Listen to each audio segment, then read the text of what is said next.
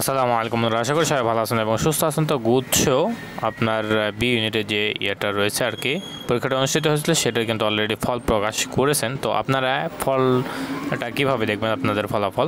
তো আপনারা প্রথমে জাস্ট আপনাদের গুগলে যাবেন, এরপরে জিএসটি অ্যাডমিশন রেজাল্ট লিখে সার্চ করলে আপনারা একটা ইন্টারফেস দেখতে পাবেন, জিএসটি অ্যাডমিশন রেজাল্ট। তো এখানে আপনি জাস্ট ক্লিক দিবেন। ক্লিক দেওয়ার পরে এখানে একটু আপনি নিচে আসবেন, নিচে আসার পরে স্টুডেন্ট লগইন লেখা আছে, তো এখানে আপনি জাস্ট ক্লিক দিবেন।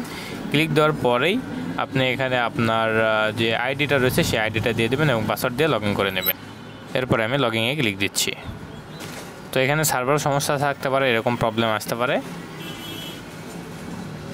তো এইরকম যদি প্রবলেম আসে সেই ক্ষেত্রে কিছুক্ষণ পরে কারণ অনেকজন একসাথে ট্রাই করতেছে, এই জন্য এই অবস্থা দেখাচ্ছে। তো আপনি ঢোকার পরে দেখবেন যে আপনার নাম, রোল নম্বর, রেজিস্ট্রেশন নাম্বার সব কিছু চলে এসেছে এবং নিচে দেখবেন যে আপনার রেজাল্টটাও চলে এসেছে।